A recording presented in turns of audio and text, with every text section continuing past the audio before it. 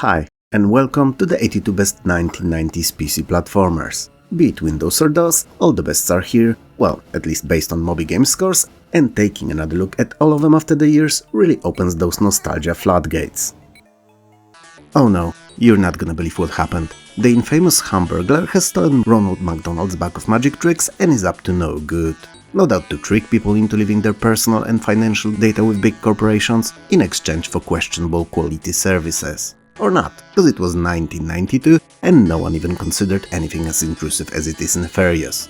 You play as Mick or Mac, or both if you're not alone, and you have to travel through 7 unique worlds composed out of over 30 levels and 9 bonus stages, all to get the tricks back.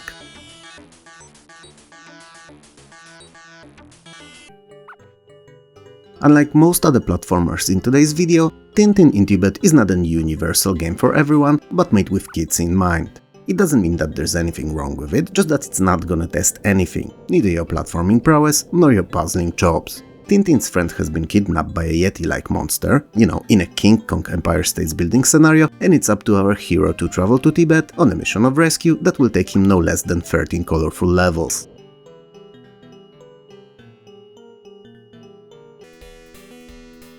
The Blues Brothers, which is all three, the title of the game, the movie it is based on, and its protagonists, have had their instruments and equipment stolen literally hours before their concert, so they must embark on a long-ass platforming quest to recover them, and they will knock out any and all bodies that will stand in their way, one thrown crate at a time, because nothing makes thieves give back what they've taken like a fresh bump in the noggin.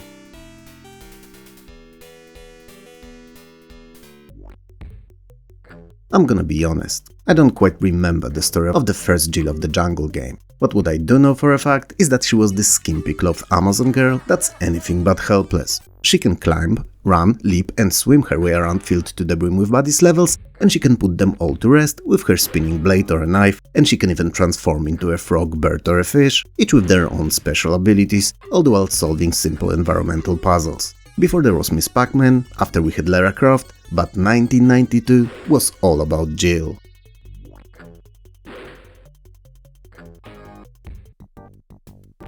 Menace, aka that friend of yours that always somehow eats one too many burritos, is an excellent action platformer made by Apogee Software using Commander Keen's engine, and one in which Dr. Mangle, as in I'm gonna mangle you, you fool, has unleashed an army of mutants on Metro City, and neither the police nor the military can stand a chance against them. And when that happens, and when Duke is not around supposedly saving LA in 3D, it's up to Snake Logan, the best of all CIA agents, to deal with it. And one would think that CIA cannot operate on American soil. Go figure.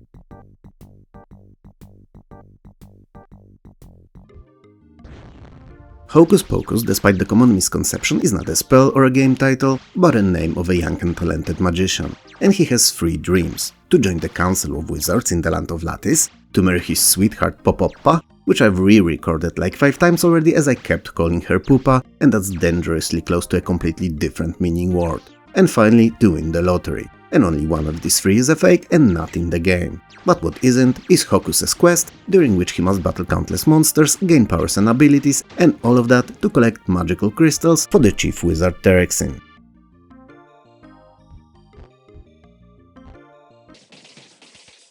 Wicked and also rather unpleasant to the eye Hag has used her magical powers to cause mayhem all around the lands. She spawned countless evil monsters, blocked off roads, pathways and ladders with force fields and other obstacles, and even stole your toys. And if the earlier few is something you could let go, having your toys taken is a big no-no in your books. So, playing as Nicky Boom, you have to boom the monsters and the witch out of existence, unblock the pathways and find your toys.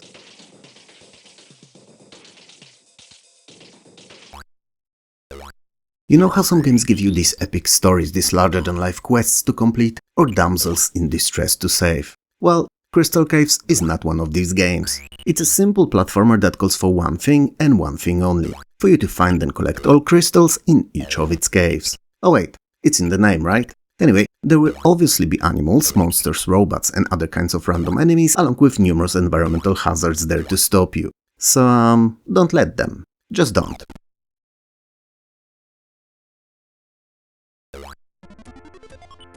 There aren't many educational titles that are good, well, maybe short of Oregon Trail and Carmen Sandiego, and literally maybe a handful of others. But Math Rescue is pretty okay. Grazzles, which are these bad math monsters, have overrun a random town in California and begun stealing all the numbers from it. You know, like phone numbers from a phone book, hamburger prices from McD's, and even imperial units, leaving only metric behind. Your task is naturally to rid the town of the creatures and restore the numeric peace, whatever that may be.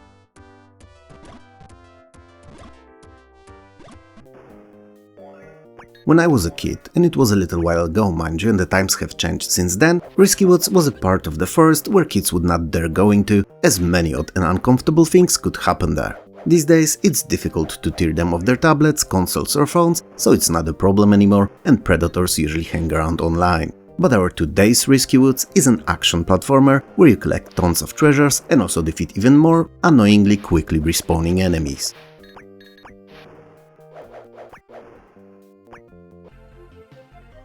Nicky Boom is a prequel to Nicky II we spoke about a couple of minutes ago, and also a pretty fun and colorful always scrolling platformer. Your grandfather is a custodian of the so-called forest people, and no, I don't mean those we've spoke about when tackling Risky Woods, and he's also under a terrible spell casted by an evil sorceress, Zool. So it's up to you to find and defeat her and recover an antidote from her chest to save your grandfather. There is quite a lot of simple environmental puzzling in this one, so you know, keys, teleports and use of dynamite to name a few, so if you like this kind of a thing, you like the game too.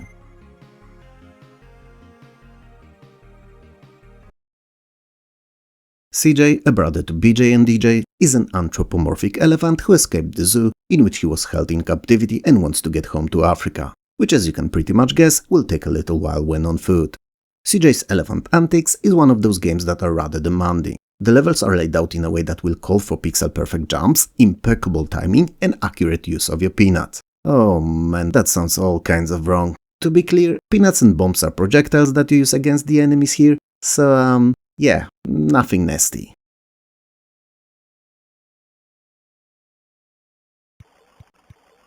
Sleepwalker is originally an Amiga game that also received a PC release, and it's a one-of-a-kind title. Because while definitely being a platformer, it's also tipping its toe in a pool of puzzling. All because it's a little like a single-character Lemmings, as it has this boy, Lee, who's a sleepwalker, and he just goes to town every night. And yeah, I don't mean it figuratively, he literally sleepwalks across town. You play as his dog Ralph and have to stop Lee from injuring himself. So you must bridge gaps for him, stop him from falling off the ledges, walking into pits and all manner of other things. It's pretty great actually.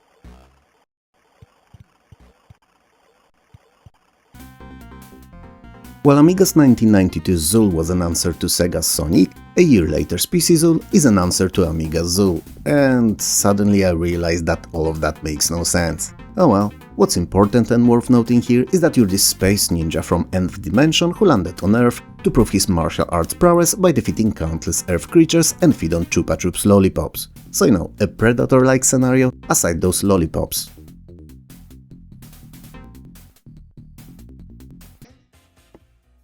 Disney's Toy Story coincides with the storyline of the movie to a certain degree, at least as much as the platformer can, and sees you playing as Woody and completing levels in a given time limit. That said, some of the levels will have a very specific task to perform and these are usually not that time restrictive. Woody can use his string either as a weapon or to swing from one platform to another, which works pretty great and is fun to use.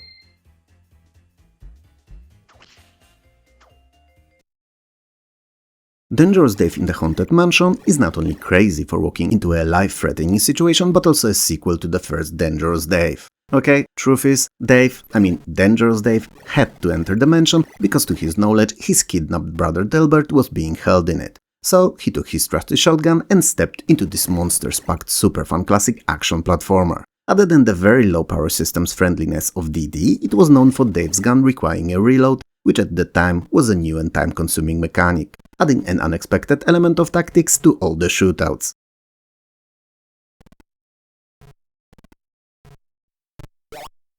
It's more than obvious from the large and friendly one in its title that Commander Keen 1 Marooned on Mars is the first game in the series of cult classic id Software's DOS platformers. It follows Billy Blaze, the titular Commander Dream, Keen, and his shenanigans on Mars, where he needs to find and recover 4 pieces of his spaceship stolen by the evil aliens Vorticons. King has a ray gun and a pogo stick, so no bodies and no platforms will stand in his way, and he will eventually get back home.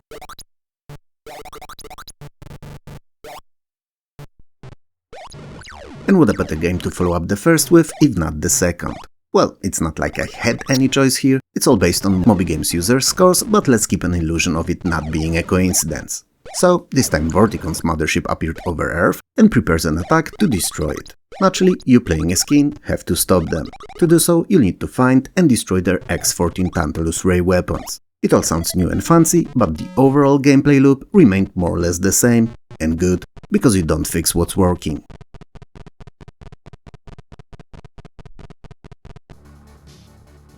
Yojo is an action platformer for up to 2 players simultaneously and a pretty sweet game in its own right. Not only it's beautifully designed, and I don't only mean the presentation, but also how the levels are crafted, offering many different pathways and gameplay which revolves around fighting with buddies using different weapons and with a friend playing with you at the same time. It's just hella fun. The story is rather silly, something about modern/futuristic drug lords hearing from an oracle that they need to kill 2 kids, Joe and Nat, to be successful, and deciding to follow through. And you and a friend plays these kids trying to prevent it. Like I said, stupid.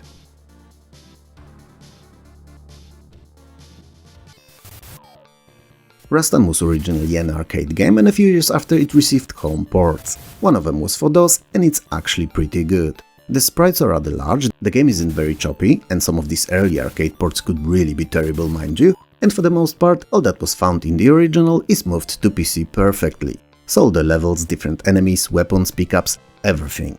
The game's story tells a tale of a lone warrior Rastan freeing the kingdom of Sem from invading it monsters in exchange for unbelievable riches.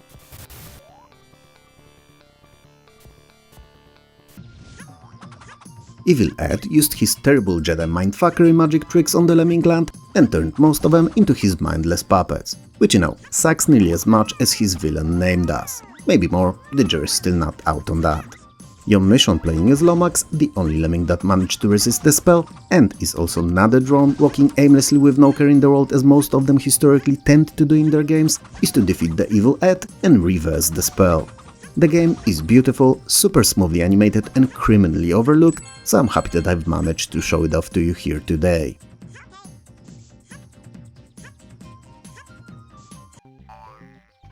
Leo the Lion was once Leo the King. You know how lions tend to be among their fauna brethren. But sadly our titular hero has had his gold crown stolen, broken into 4 pieces and hidden in 4 different realms by the evil man. How evil are they? Well, let me assure you, very, very evil. Like people who don't wash their hands after using toilet and then touch fruit and veggies in the stores. That evil. So now Leo must travel 4 unique worlds of 4 levels each and use his skills to recover the crown and his right to rule.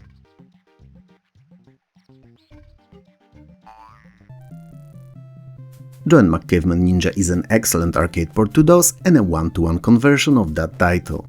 A rival tribe of prehistoric cavemen have kidnapped your women, which is a dick move, and in more than one meaning of the word, so now you have to battle through numerous levels of opposing simpletons using many different weapons like boomerangs, bones, fire, flints, electricity, throwable stone wheels and clubs. It's worth pointing out that after boss battles you can pick a path to take through the rest of the game, so the replayability of Joe and Mac is higher than your usual arcade title.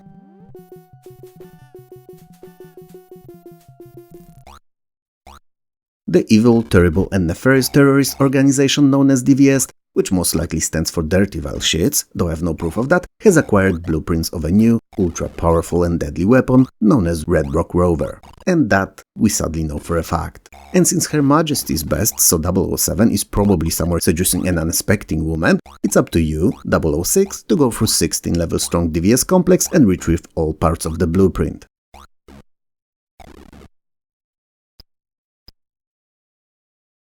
You've inherited a property, but it's not a house, mansion or even a hotel. It's a theme park. It is however entirely invaded by the ghouls, apes and other different creatures, and you need to clear it off, and especially that your uncle's freshly onset insanity seems to be based on their presence. Now, if that story sounds crazy or stupid to you, good, because it is. But the game itself is actually rather fun. The theme park is divided into 4 separate uniquely themed quote-unquote worlds, and there are 8 bosses in them to beat. That said, only one of the worlds is really a 100% platformer, so I did wondered if TPM should even be in the video. As you can see, I've made up my mind.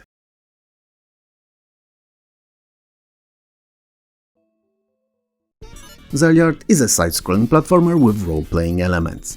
Ancient demon Jashin, after 2000 years long slumber, attacked the kingdom of Zeliard with series of plagues, in act of revenge against long-gone ancient kings from the past. He started with a 115 days long sand rain and ended with turning current king's daughter into a stone statue. Playing as Duke Garland, you must recover the 9 tears of Esmesanti stolen by Jashin and use them to reverse the curse. And if you manage to destroy Jashin in the process, even better.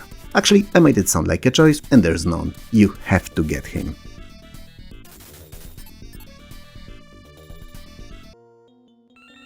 You know, I was under the impression that Smurfs as a cartoon came out in the early 90s. And as it turns out, it was 60s and 80s. Who knew?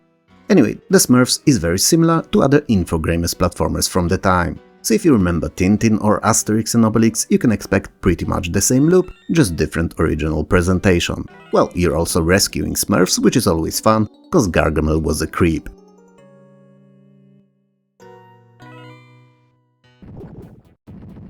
During a TV interview that Duke was giving, spitting cringe one-liners left and right like he does, you know, "I came here to chew gum and kick ass, and I'm all out of gum," and the likes, he is kidnapped by the Regalatin aliens who aim to use his brain and experience to conquer the Earth. It's not difficult to guess that it took Duke just a few seconds to free himself and escape captivity. And this is where you come in, taking control and laying death and destruction through an 4 episodes long adventure, disposing of Regalatins left and right.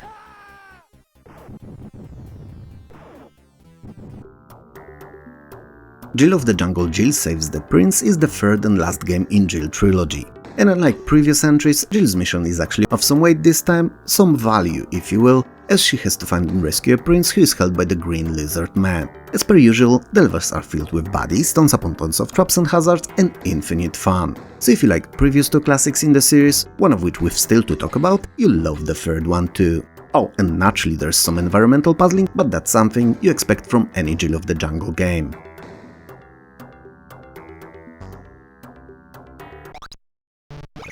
Commander Keen 3 Keen Must Die is the third entry in the famous Billy Blaze series of games, in which our teen hero keeps clashing with the evil alien race of Vorticons. This time he's taking the battle straight to them to find and defeat their evil leader, the so-called Grand Intellect, as opposed to great, large or even not too big intellect. Cause yeah, who knows, there may be more than one. Armed with his trusty ray gun and a pogo stick, Keen will definitely stand to the occasion. Commander Keen games are the quintessential EGA DOS games and will as such remain forever engraved in minds of retro gamers.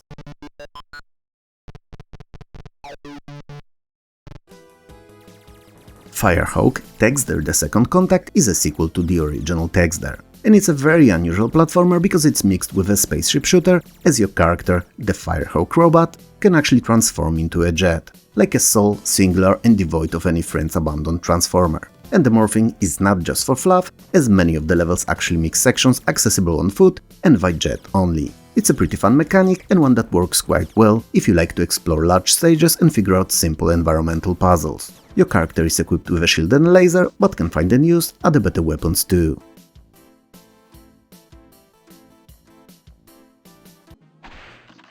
The evil media magnate Bress wants to make our protagonist Gex a mascot of his TV station, and Gex, being a freethinker and television-obsessed gecko, which I have to note is something that aged badly as no one really watches TV anymore, is not gonna let that happen. So he must travel through 24 levels spread over 5 different TV channels until he gets to Ress eventually and defeats him. It's worth noting that each stage has a hidden bonus level, and finding all pieces of the super special Planet X remote before the game ends unlocks a hidden, optional secret TV station to play through.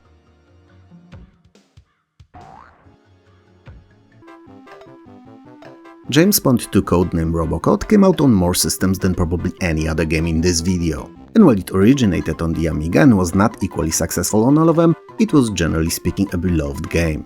I'm gonna share a secret with you, I care very little for it, regardless on what it runs on. As per usual in these older games, cause it's a port from 1991 really, someone bad has done something even worse and the hero has to save the day. So, Evil Doctor maybe stole Santa's toys, captured and brainwashed many of his helpers, and it's up to James Bond to recover the toys, free the penguins and whoop Dr. Maybe's ass.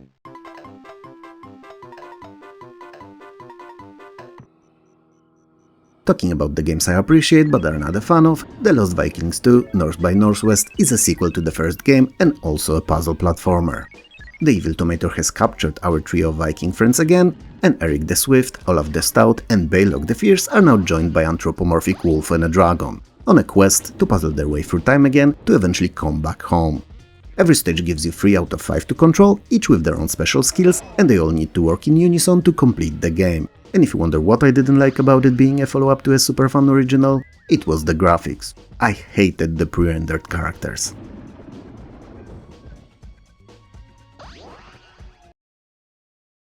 Some of you may now be like, hey, that dude said no 3D platformers and Disney's Tarzan is 3D, what gives?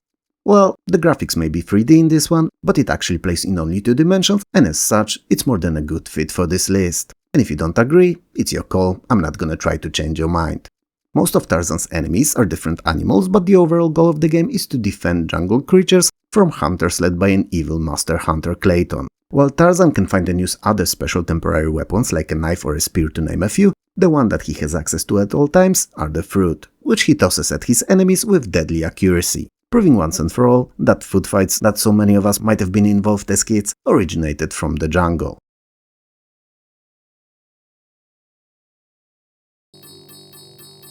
Spirou is another of mid-90s Infogrames as platformers, and as such it offers a very nice presentation, fun gameplay loop and a bit generic design. Not bad, mind you, just one you can recognize as Infogrames in a heartbeat. Evil robot woman Cyanida appeared out of nowhere during famous inventor Count of Champinac's presentation of his latest creations and abducted all the scientists there, planning to use their collective brainpower to figure out a way to enslave humanity. Seeing the terrible turn of events, Spirou, along with his pet squirrel Pip, rushed to rescue the captives.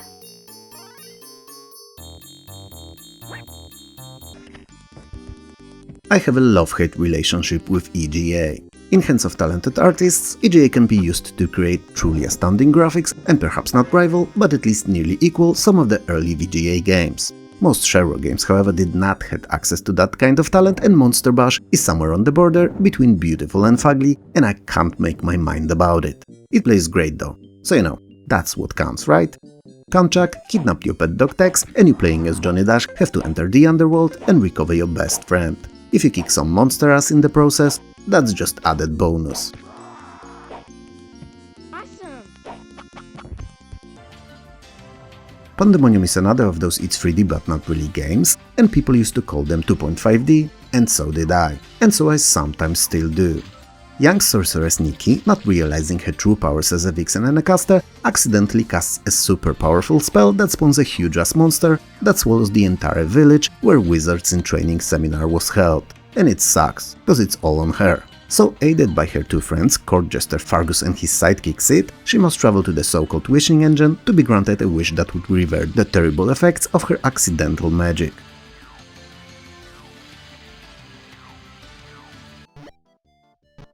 Cosmo's Cosmic Adventure is an example of an EGA game that's so messy in its presentation, you don't know what you're looking at half of the time.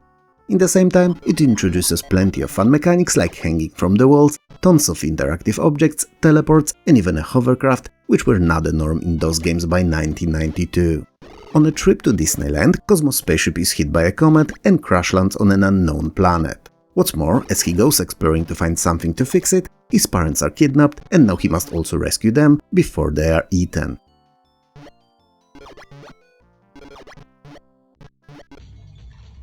You're not gonna believe it, it is the year of cheese. I mean, in the game it is, cause in reality, every year is the year of cheese. Of cheese and bacon to be precise. Salty, crunchy, tasty bacon. Yum! But there is also a comet of infinite possibilities foretold by the great prophet Nose was in it to pass by, and our heroes of the first Pandemonium, so Sorceress Nicky and Fargus the Jester, are really interested in it. Or rather in making a wish, potato tomato. But since the evil Queen Zorsha wants to use the comet's powers for her own nefarious reasons, our duo needs to get to it first.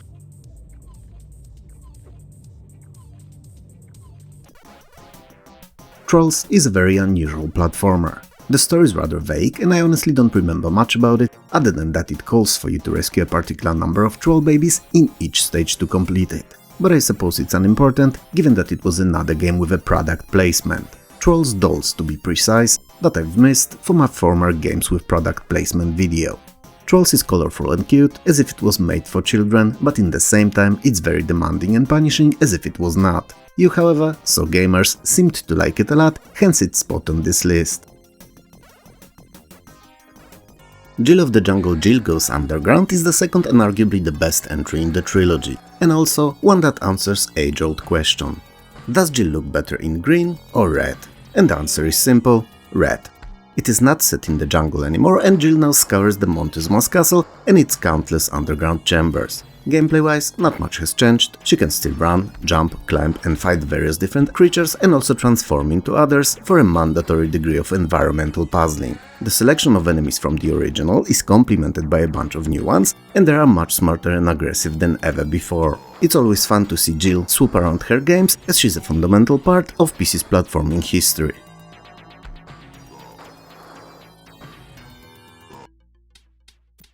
Lolly is a doll that was animated, as in brought to life by a lightning strike. You know, like Frankenstein's monster. Only less cute, no green skin, still stats, nothing. And she craves sweets. Any and all kinds of sweets, and at all times. You know, like a true vegetarian zombie would. So, she decides to head off to the Promised Land, one where the rivers are made of lemonade, the snow is chocolate, and the jelly beans are flowers. You know, the Yum Yum Land.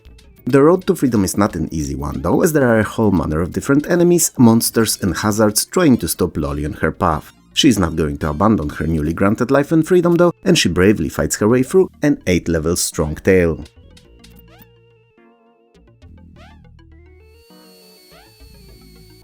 Raised in the harsh streets of Seattle, Kai Blackthorn grew up to be a tough, relentless mountain of muscles. There are no weights he cannot lift and no amount of protein powder he cannot munch on. So he feels like he's finally ready to come back to his planet Tool to defeat the evil Sarlacc who took it over 20 years prior. Blackthorn is an action-packed cinematic platformer similar in its presentation, viewpoint and gameplay to an all-time Delphin Software's hit, Flashback, only much less deep in the storyline and considerably more focused on explosive action and gunplay.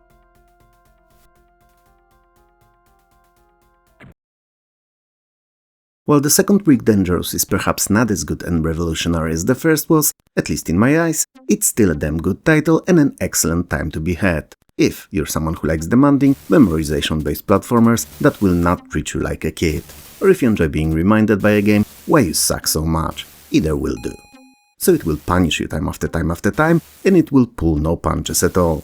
The aliens want to take over the world, which in today's reality seems like a joke cause it's a hot mess. And it's up to Rick Dangerous, to take them on in Hyde Park in London, Ice Caverns somewhere, Forest in another somewhere, and Atomic Mines in the third somewhere, and then eventually in the final unlockable stage to prevent them from succeeding.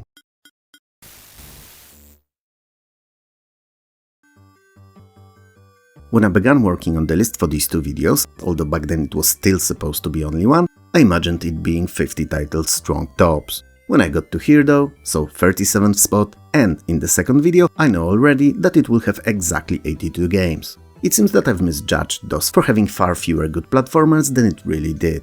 And that's on me. Elf is one of those games that were added to the list last as it somehow escaped my memory. It's a flip-screen action platformer in which you're playing as Cornelius the Elf, you have to save your beloved Eliza that's been kidnapped by an evil creature known only as Nicrilius the Not Very Nice. Cool name, right?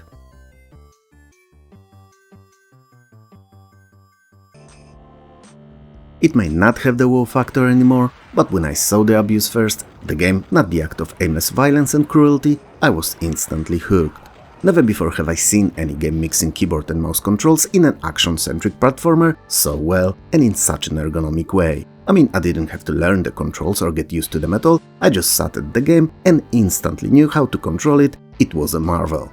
You play as a cyborg equipped with various weapons, or well, capable of equipping them as you need to get to them first, and you have to escape the prison complex that's been a subject to an experiment gone wrong, and all the guards and inmates transformed into monsters. All but you. It would be a cool twist if you'd be spared cause you were a monster all along.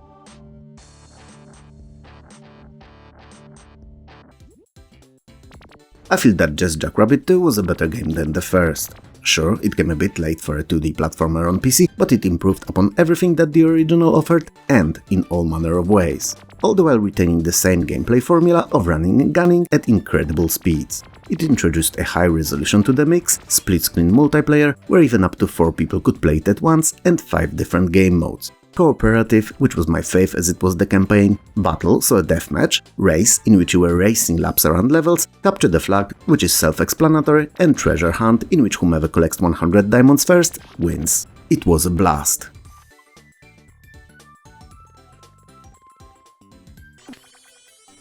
Cool Spot is another of those product placement games that there were so many of in the 1990s, but it's also actually a pretty fun title in its own right. You play as the titular Cool Spot and North American mascot for the 7-Up brand, and you have to collect certain number of spots in each level to free your brethren and Cool Spots from their captivity and in turn turn them into Cool Spots too. The levels are filled with all manner of different, thematically fitting to the level's designed creatures, and you have to defeat them with your bubble projectiles. Cool Spot may not be the best platformer out there, but it's very solid in terms of all gameplay, graphics and sounds, and you're not gonna get bored playing it.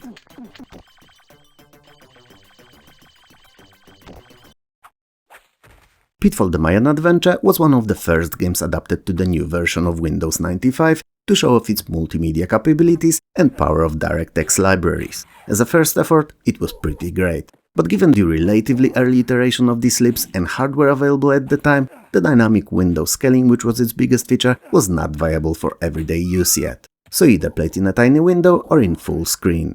The game is a modern follow-up to the Atari's classic Pitfall, and sees you playing as Pitfall Harry Jr., battling through Mayan jungle, mine and waterfall areas among others, seeking your disappeared father, Pitfall Harry.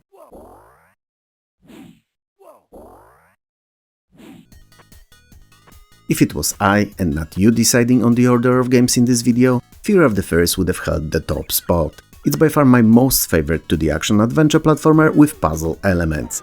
It gives you control of 4 unique fairies, each with their own special abilities. So red can chew through floors and walls, yellow shoots fireballs and looks mean, blue can dive and shoot bubbles underwater, no doubt made out of farts, and green has a line with a grappling hook on which it can swing and pull objects with. And they have to traverse through 9 large worlds, split into smaller stages to find and defeat the villain of the game, the so-called The Wicked One, who corrupted their fellow fairies, turning them into his mindless drones.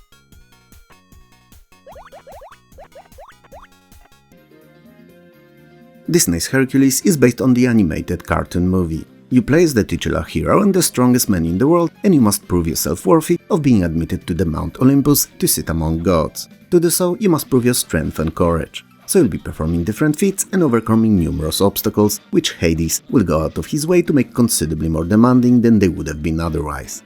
While some stages are not strictly platforming, majority of the gameplay is, hence its placement on the list. So, you'll be running around the stages using different attacks and your enchanted sword to defeat countless enemies and not so countless bosses.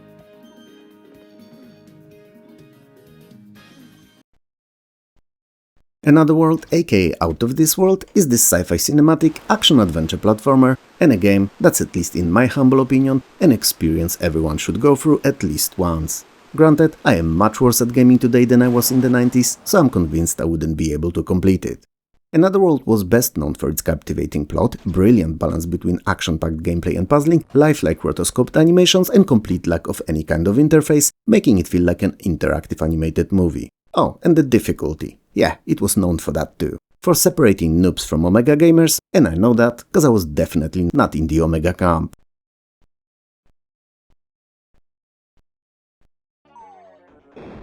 While Batman is not entirely a platformer, 2 out of its 5 stages are, so you could argue that majority of it is. So, yeah, we're gonna talk about it. It is based on the best Batman movie ever made, 1989's Tim Burton's original with Michael Keaton and Jack Nicholson. And yes, I saw all the others, and yes, I still consider it the best. I played this Batman the most on C64, where it was a fantastic and genre-defining title. On PC though, while arguably being a better game because of the power difference between the two systems, it was just not doing it for me anymore. It was too 8-bit in its design, and I very much so preferred newer and more advanced quote-unquote modern platformers than it.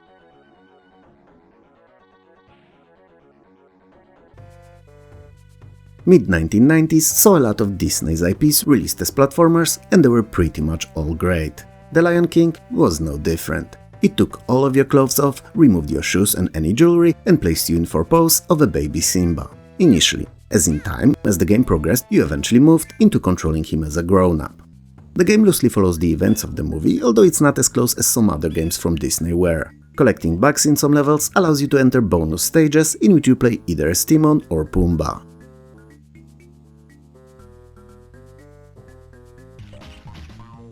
While Prehistoric 2 is better than the original in nearly all aspects imaginable, I always felt that it was a very simplistic, very 8-bit feeling game in its design, and because of that I never really liked it. Not that there's anything wrong with that, it's just when I moved to modern and powerful systems, I craved modern and flashy experiences. That's me though, and it may not feel like it. So in Prehistoric 2, you run around as this caveman dude that's on a mission to educate the world and all creatures living on it that the human species are the top dogs, and you do so one club hit to the head at a time. And you do a pretty good job at that, knocking them out left and right and collecting spoils in the form of fruit and many other items for points.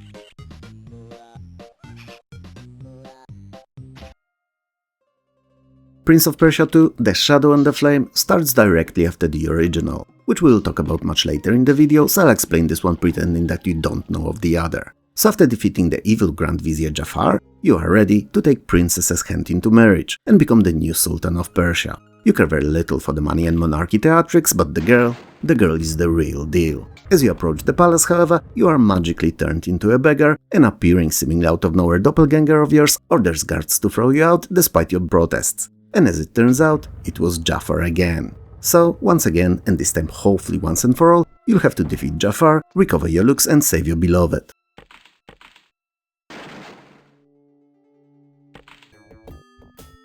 By now, you may be like, boy, how many Commander King games have we covered already? 5, 7, 82? Isn't it enough yet? And the answer clearly is 4 with this one, and no, it's not enough as there are 2 more coming later. Aliens Ate My Babysitter is the 6th chronologically game in the series, and this time it's not about Vorticons at all. Well, it's still about aliens, just not them. So, Molly, Keen's babysitter, has been kidnapped by the Blooks from the planet Frivolous Exax with an intention of being made into a tasty dish. Molly over roast potatoes, sunk in gravy with peas and a touch of cumin. Or maybe even Molly soup with wild mushrooms and cream. The possibilities are endless, and also what Keen cannot allow to happen, so he sets out to save her.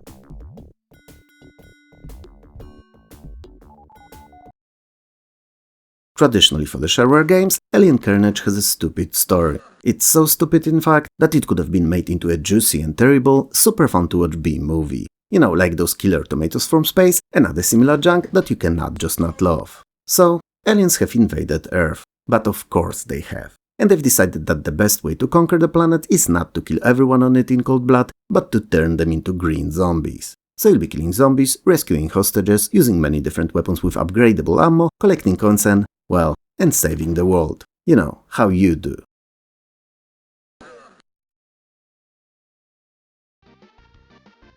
Soccer Kid was originally an Amiga game before being ported to PC. That said, it's odd that it's called Soccer Kid and not Football Kid, as Amiga was considerably much more popular and sold much better in Europe than in the US. On the other hand, Football Kid or Football Lad just doesn't sound as good, so maybe that was the reasoning behind it. Still, it's a very fun action platformer in which you're controlling a young kid who has to travel the world to recover parts of the World Cup cup that was broken into pieces and scattered around the planet by the aliens who tried to steal it. The ball is used as a weapon, as means to collect pickups and also for traversal, and the mechanics behind its use is unlike anything you've seen.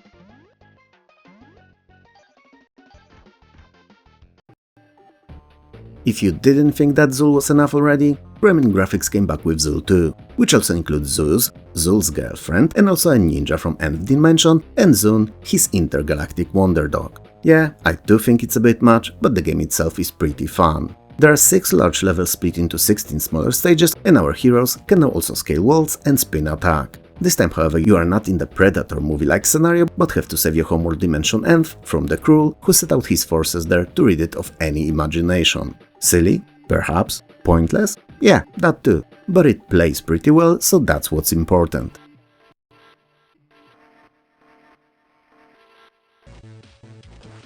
Turrican to the Final Fight was 1991's Amiga original. The port came in 1995, so a bit late, but fortunately its gameplay is so fantastic that even after a few years it remained a gem among other offerings on the platform. In layman's terms, Turrican 2 is Metroidvania kind of a game, so an always scrolling shooting run and gunner with tons upon tons of different weapons, sci-fi setting, countless enemies, and more action than one person should ever be asked to handle. It's super fun. Story-wise, an evil mega robot called the Machine attacked your ship, killing everyone on it but you. So you jump into experimental Terracana power armor and head off after the robot seeking revenge.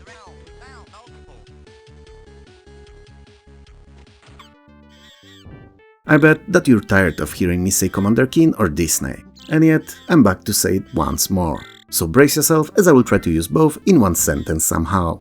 Well... Oh, I know. Disney's Jungle Book is not Commander Keen game. Well done me, I've once again pulled it off. The Jungle Book is naturally based on the original animated movie, in which you control Mowgli, so the boy who was raised by wild animals in the heart of the jungle. And he can run, jump, swing on vines, climb and fight with a variety of aggressive animals using thrown weapons. All to find a sole human village on the outskirts of the jungle to rejoin his own species.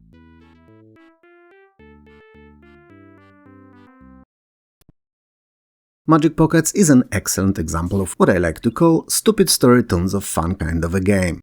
So you are this kid who has magical trousers with bottomless pockets, and he keeps everything in it. His toys, his sweet 1960s Chevrolet Camaro, and one-to-one sized copy of Empire State's Building. Everything. And on one of those cold winter days, creatures living in his pockets, because of course there are those there as well, steal his toys. So now he has to embark on a 4-world-long quest to recover them. Magic Pockets' levels are always scrolling and chock full of enemies. Enemies which you can defeat using objects thrown out of your pocket. The gimmick here is that you can charge up the object in your pocket, making it bigger and harder hitting, and that they change their look and properties in each of the worlds.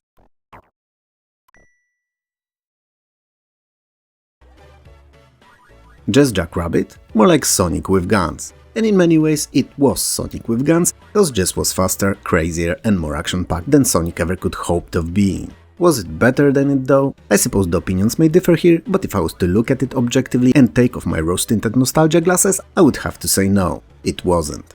It is excellent and a lot of fun, but it's not as polished. That however was fixed with the second game, which funny enough we spoke about already in the previous video. Moby Games users, it seems, had more love for the first one though.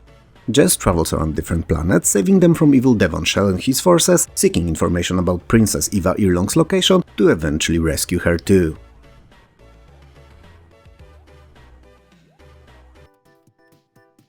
I'm going to tell you a secret, I never liked gods. I played it first on the Amiga, then on PC, and even saw it on Sega Genesis at some point too. And I really like neither of them. Which should mean nothing really, as it's generally speaking a great game. The 4 evil guardians have invaded the citadel of gods, leaving them in a pickle. I mean, they could just remove the invaders, but it's not befitting the deities to mix with mortals. So they seek a hero to get rid of the guardians in exchange for immortality and an equal seat among them. And you, playing as extremely slow-walking and projectile-tossing Hercules, decide to answer the call, one snail slow tiptoe at a time.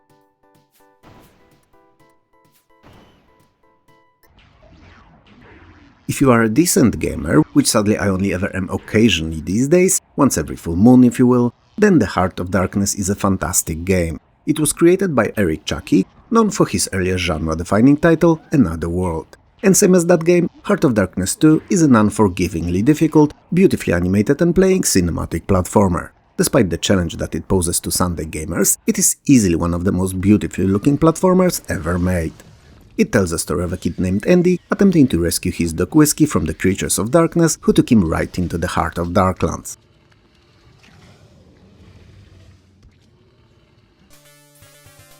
While DOS's Castlevania port is not technically speaking a broken game, it is pretty bad and definitely not worth the 15th spot, at least in my eyes. That's my opinion though, and you may elect to consider it stupid. And I bet most of you will, given its spot in Moby Games users' rankings. Still, let me tell you why a game that's such high on the list actually sucks. While it looks like a worthy EGA version of the original, it only does so until it starts moving. The scrolling is atrocious, jerkier than in any other game in this video. The sounds and music share the same terribly sounding PC speaker single channel and use maybe 3 or 4 samples at most, repeating for most actions. The latency between when you press something and when it actually happens is actually visible with a naked eye. Oh, and the kicker to it all is that it doesn't even contain all the levels found in NES original. So, yeah, I begin to question validity of Moby user scores.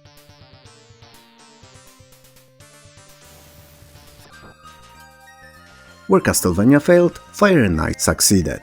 It looks amazing, perhaps not as good as it did on the Amiga, where it had a lot of parallaxing and even some juicy real-time reflections. But the sprites are big, the animations are buttersmooth, and it's just a pleasure to experience it in motion. And the fact that it plays great, and that the sounds and music are sweet too, make Fire and Ice look like a title that had a lot of craft and love go into it. You play a school coyote as opposed to lame dog or a foxy fox, and you have to assemble a key from the pieces that are carried by the enemies in each stage of this multi-level romp, all to unlock the exit and progress further.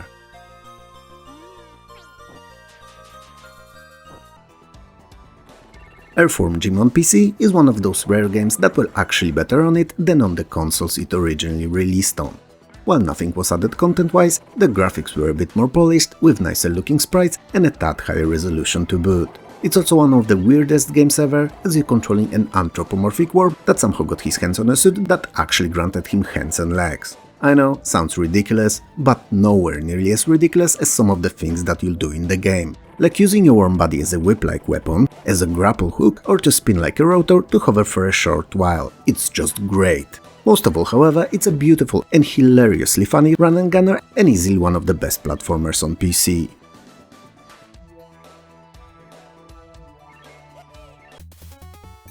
Ninja Gaiden 2: The Dark Sword of Chaos is the second and last game which addition to this list I question. Because while it may have been a much better title than the Castlevania on DOS and even looks decent on still screenshots, it also failed to be a good port.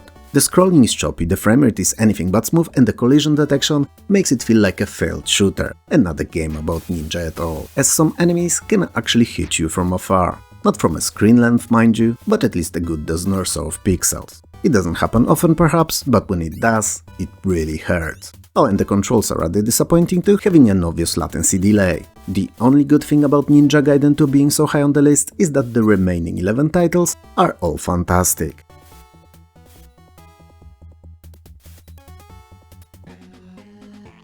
If it was up to me, Super Frog would have easily gotten the second spot. But since it's not, I'm happy that it's at least so high on the list anyway.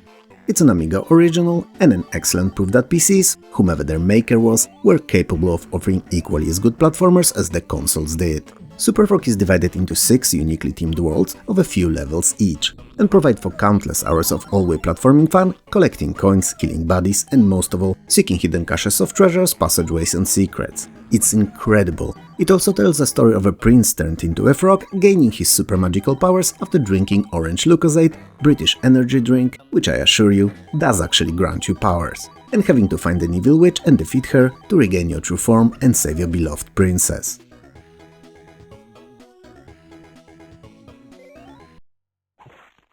Talking about the games I'd like to see placed differently, I would have given Rayman a third spot right after Fury of the Fairies and Super Frog. It was originally aimed at CD-ROM add-on for the SNES, but since that never came to be, it was released as Atari Jaguar Original, with ports to other systems following soon after. Rayman is a joy to witness in motion. All the backgrounds are just beautiful, the character and enemy sprites are large and incredibly animated, and Rayman with his disconnected limbs is just super fun to play as. Story-wise, Mr. Dark, which is perhaps not as evil sounding as Mr. Bad, but considerably more nefarious, has kidnapped all the Toons. Toons being Rayman's friends and also source of light in his entire world. So now our hero has to wind up his fists in preparation for a series of punches that he will deliver to Mr. Dark and his countless goons.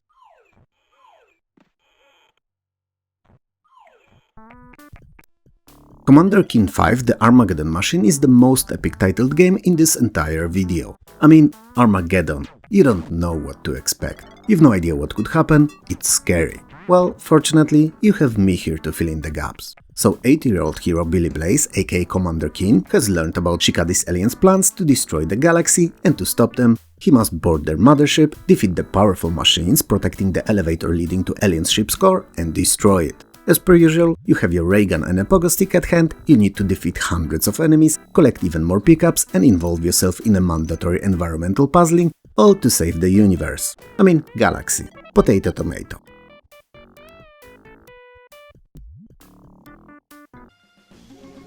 While SNES owners may try to claim otherwise, never having to receive this gem of a game, Disney's Aladdin by Virgin Games is the best Aladdin game ever made.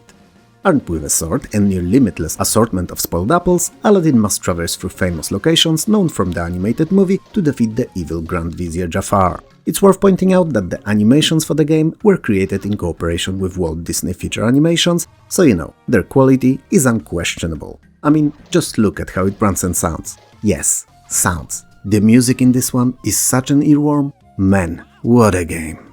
So yeah, Disney's Aladdin is cool, make sure to play it.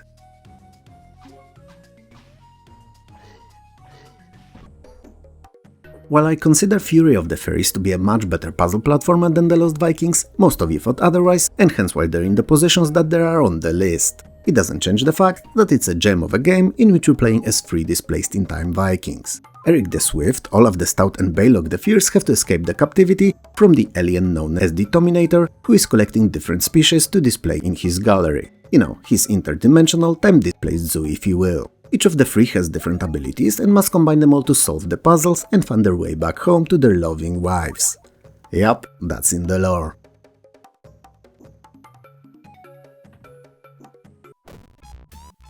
Commander Keen 4 Secret of the Oracle is the first game in the second series, Goodbye Galaxy, and your favorite Commander Keen game out of them all. Well, probably not really, as everyone's different, but according to Moby Games, it is.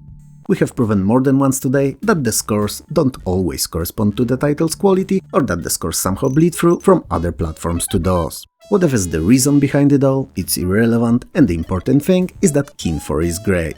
The galaxy is under a threat from an alien race known as Shikadi, and Keen must consult the Oracle on how to deal with them. As it turns out, Shikadi captured 8 council members necessary to activate the Oracle, because yes, it's obviously an AI, and now he must save them to seek its advice.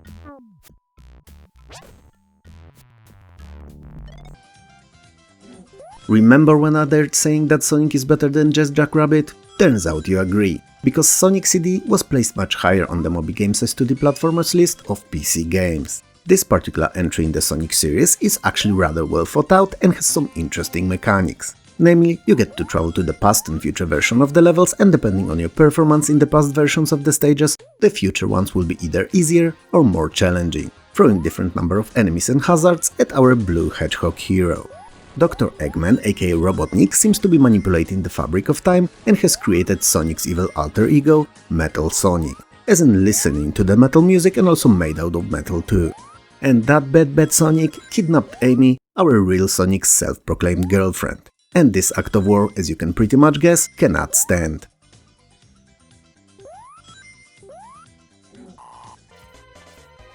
Mega Man X was made to inject some fresh blood into stale original Mega Man action platforming formula, and for the most part, the effort was successful and the game was a hit not only on its original SNES, but also a couple of years later on PC. Sure, those versions may have not brought any significant changes, but you don't fix what's working. You take it as it is and enjoy it for what it is too.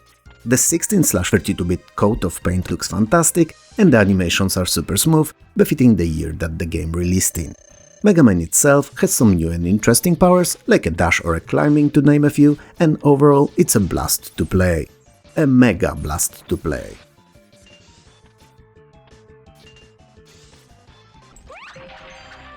Brace yourselves, I'm gonna do a little of fourth wall breaking, and destroy the illusion of me talking to a mic in a dark quiet room and you being passive viewers only. Cause you're not, and one of you recently asked me about the claw when the first part of the video released. And here it is.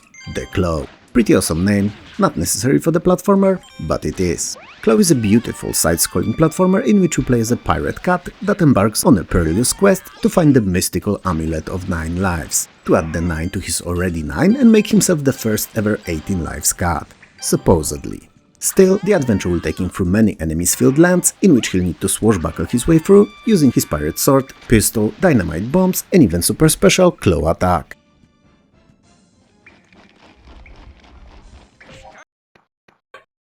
Prince of Persia is arguably the very first ever cinematic platformer, and equally as arguably the second ever game to use rotoscoped animations, first being Karateka, Prince of Persia's creator's first game. While Sultan of Persia is fighting a war abroad, Persia is ruled by an evil Grand Vizier Jafar. Not gonna lie, don't know what Grand Vizier is, and I'm too ignorant to learn, but I imagine a huge dude with an excellent eyesight.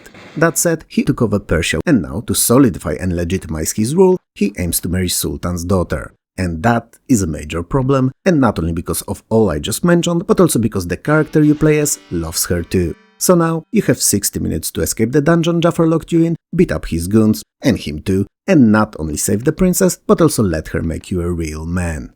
Yup, not a game for kids. Also a lie.